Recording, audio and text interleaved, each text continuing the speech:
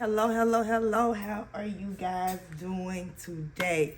You guys, I wanted to talk to you today about something called comparable credit and exactly what it is, why it matters, why it's important, okay?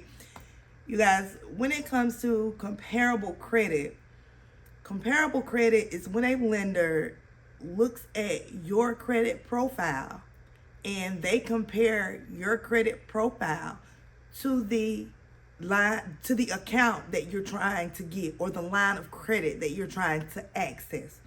Okay, for an example, say you wanted to try to get approved for a $10,000 credit card. Okay, say you have good credit scores, you even have a credit card open, but your highest credit card limit is $500. Okay, so when a lender is looking at your credit report and comparing your credit report to the type of account that you're trying to access, they're going to want to see if you've had a credit card already that's $10,000, $8,000, $5,000, $15,000. If when they look at your credit report and they only see a credit card or your highest credit card limit is $500, say you got 3 credit cards, all of them are $500. So on a total, you have $1,500 worth of revolving credit. It's going to be really hard for a lender to approve you for a credit card with a $10,000 credit limit, okay? That is called comparable credit, where they're comparing your credit report to the line of credit, okay? That's why it is important to make sure you are building a solid credit profile. Yes, it's okay to get items deleted from your credit report. Yes, that's the goal, to get all derogatory, negative, unverifiable, incomplete information removed from our credit reports. But we also have to work on building our credit reports. Now, if you can't get approved for a credit card or you're stuck getting a low limit credit cards, make sure that you are following me. Drop questions down below. I'll be happy to answer them for you.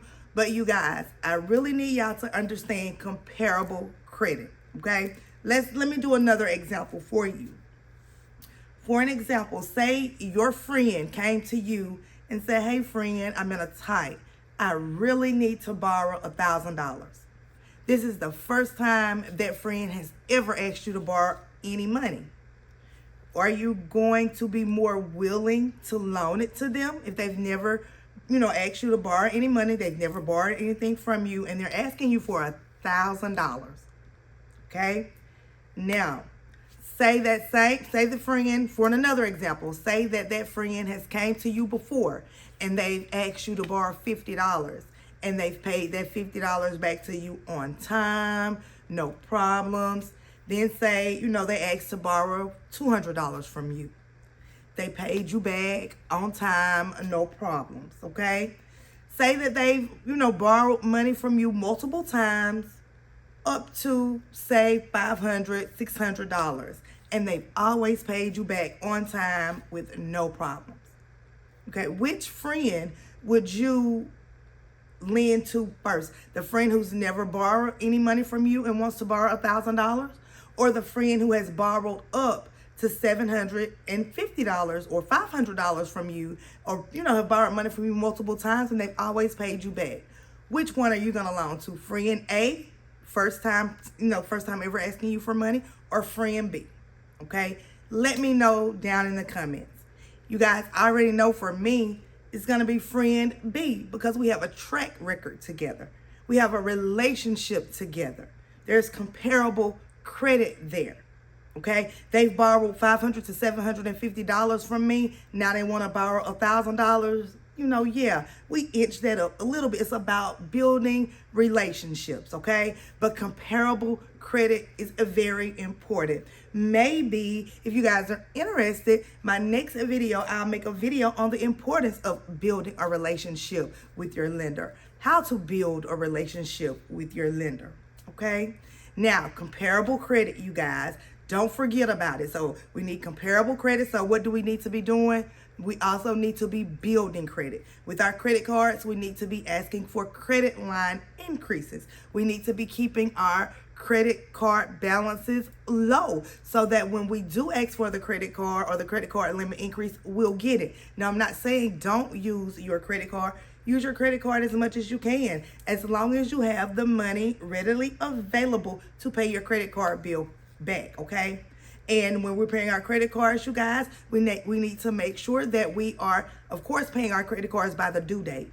But please remember, whatever your balance is on your statement end dates will be the balance that is reported to the credit bureaus. And if you don't know what your statement end date is, just look on your credit report and there's going to be an open statement date and a closing statement date or ending statement date.